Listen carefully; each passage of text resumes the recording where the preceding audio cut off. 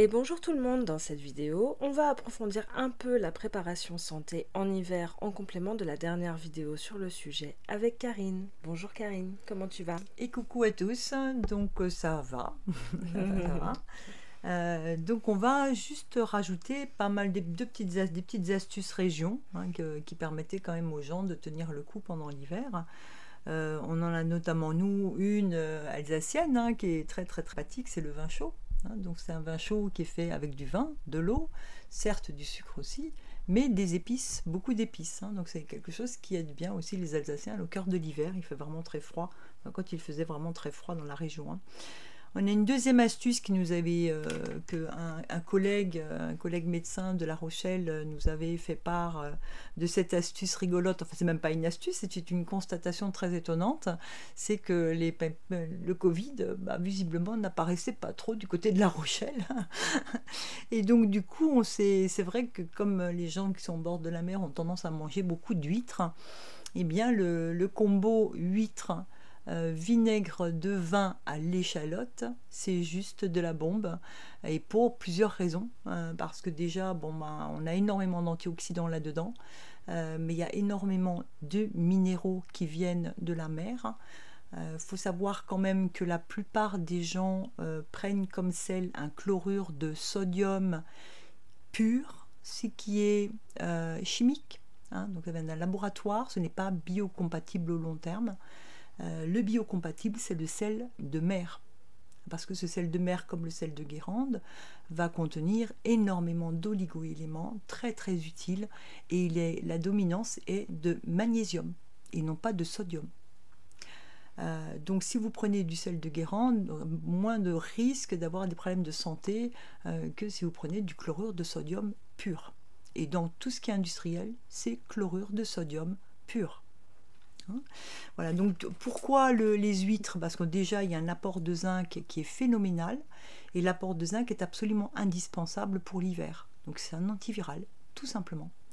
Et ça donne une grande puissance au système immunitaire pour se débarrasser de toutes les cochonneries qu'on peut avoir, les poisons, les toxiques, peu importe lesquels, soit en injectable, soit les provenant du ciel, par exemple. On a quand même des traînées très intéressantes un peu partout, qui nous empoisonnent pas mal au niveau de la terre.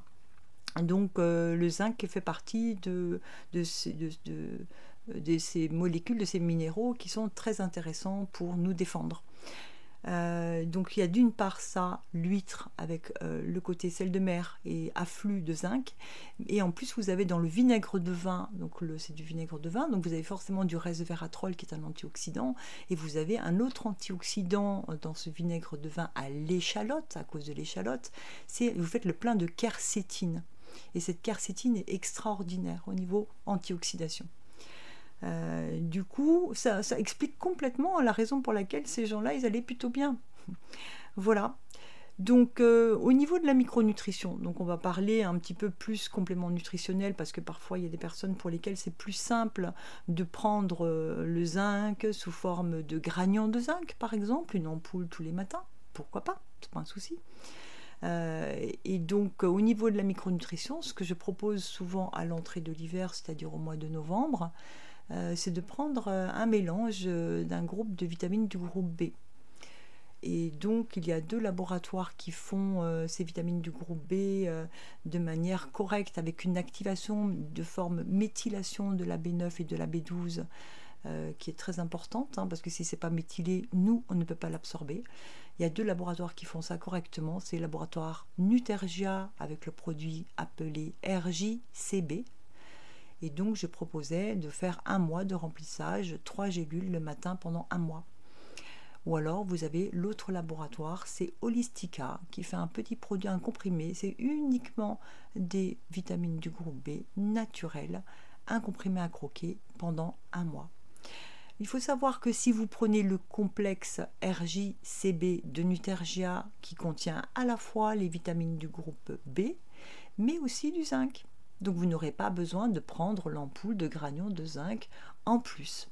Vous avez tout. Par contre, lorsque vous aurez terminé votre mois de RJCB 3 gélules le matin pendant 1 mois, vous reprendrez une ampoule de granulons de zinc le matin pendant le reste de l'hiver. Ça vous protégera parce qu'il y a encore du lourd à venir hein, au niveau des infos, au niveau de sa prise en charge de la santé humaine. Hein, voilà, donc on entend des choses vraiment particulièrement dingues. N'avalez pas tout ça, hein, mais protégez-vous quand même. Voilà, n'avalez surtout pas toutes ces nouvelles, hein, c'est vraiment délirant. Et protégez-vous surtout.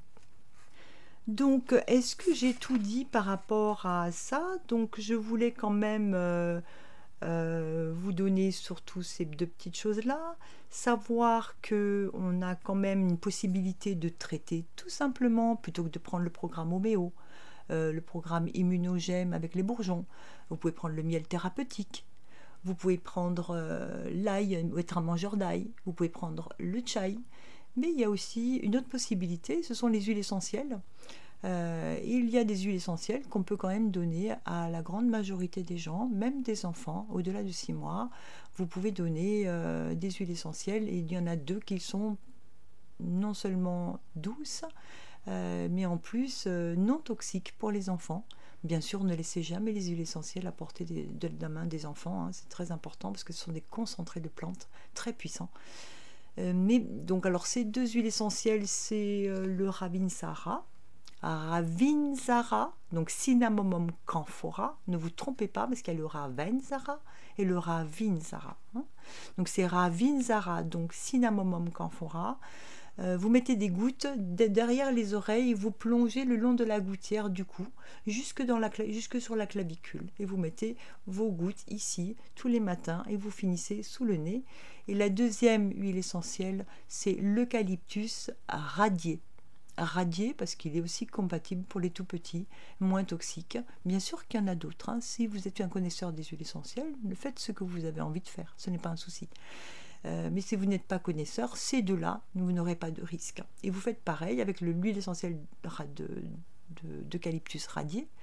Vous le mettez quelques gouttes de l'oreille, vous le plongez le long de la carotide et ensuite vous allez jusqu'à la clavicule. Comme ça, vous protégez un petit peu tout votre cou, les ganglions du cou, et la défense va être aidée. La défense de votre corps va être considérablement aidée.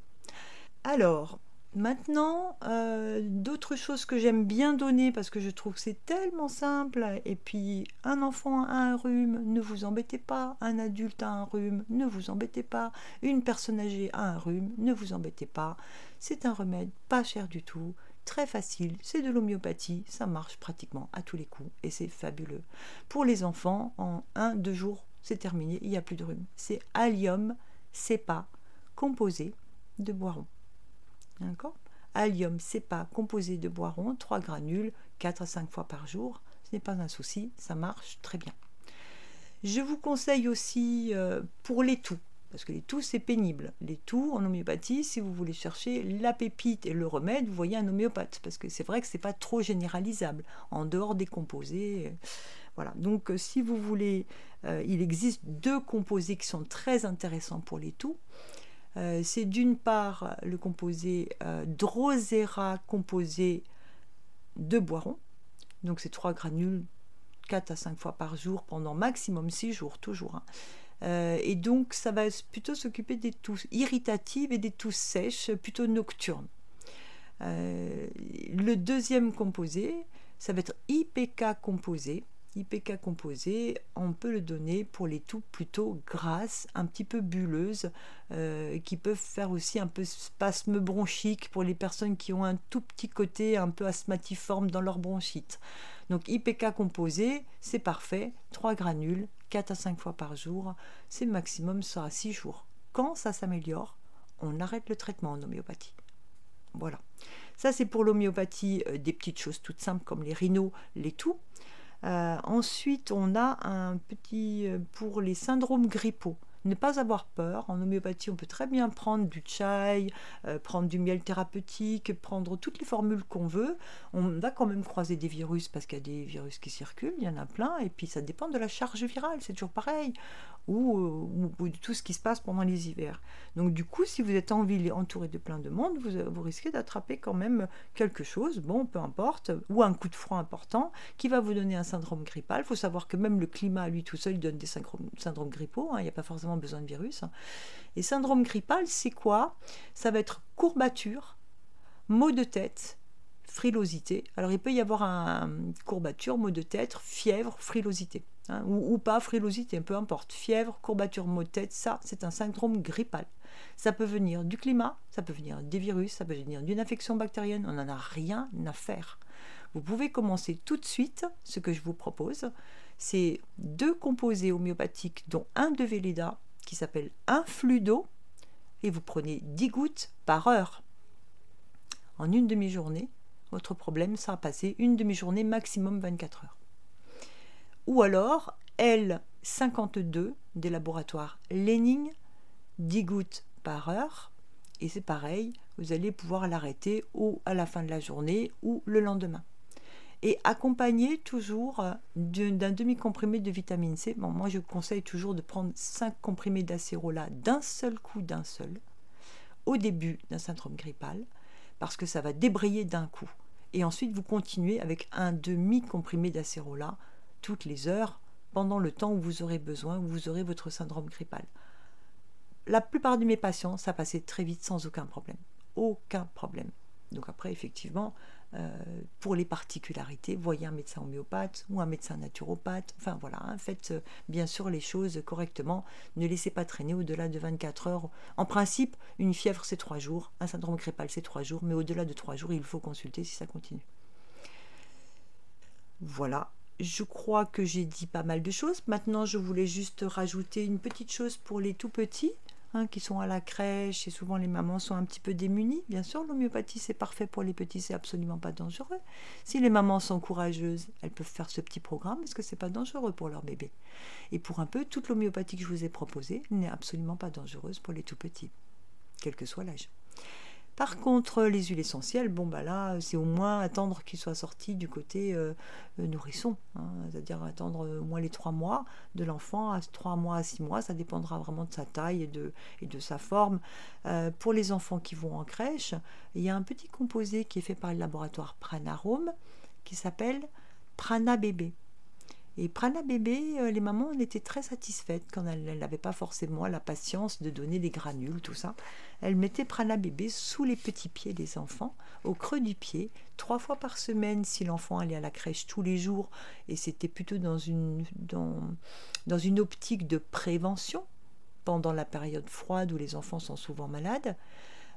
Et si épidémie dans la crèche ou dans l'école ou dans le lieu de garde, à ce moment-là, pendant une petite semaine, vous allez le mettre tous les jours, une petite noisette de Prana Bébé au creux du pied de votre petit, et voilà, ce sera suffisant. Ça remonte le long du canal lymphatique et les enfants expirent l'eucalyptus, c'est assez rigolo. Voilà, donc ça c'est la petite formule pour les bébés. Soyez prudents quand même avec les huiles essentielles pour les tout petits. Mais l'homéopathie, aucun souci. Voilà, je voulais continuer avec ça. Je vous ai donné les petites astuces de région, il y en a beaucoup. Vous avez beaucoup de possibilités maintenant. Faites votre choix. On peut tout avoir dans une même famille, hein. Moi, chez moi, j'ai le miel thérapeutique, j'ai l'homéopathie. Chacun ses choix, ce n'est pas un souci. On n'est pas obligé de se soigner tous de la même manière. Ceux qui ne mangent pas d'ail sont des mangeurs qui ne mangeront pas d'ail. Voilà, ils n'ont pas envie de manger de l'ail. Point, c'est tout. Il va falloir travailler des petites astuces. D'ailleurs, j'en ai des petites astuces si vous arrivez à faire des petites vinaigrettes dont je vais donner la formule. Ma vinaigrette que j'ai dans mon réfrigérateur, c'est une vinaigrette un peu thérapeutique. Donc du coup, je prépare 300 ml de vinaigrette moi-même que je fais émulsionner dans un blender. Et du coup, l'ail n'a plus de goût. Du coup, c'est un petit peu comme l'aioli du sud de Provence. C'est un truc extraordinaire où vous avez l'aioli, c'est jamais mauvais pour la santé. C'est 2 œufs, 2 jaunes d'œufs. Vous avez de l'huile d'olive, c'est une super antioxydante, oméga 9 certes, mais antioxydante beaucoup. Et vous avez un petit peu de sel de Guérande, un petit peu des herbes, et surtout 8 gousses d'ail. Et là, quand vous faites émulsionner jusqu'à ce que vous ayez votre aioli, vous ne sentez, l'ail vous le sentez, mais 8 gousses d'ail, si vous les avalez comme ça, vous ne pouvez plus manger pendant longtemps, quoi. C'est pas possible. Donc le gras enrobe l'ail, et c'est plus facile.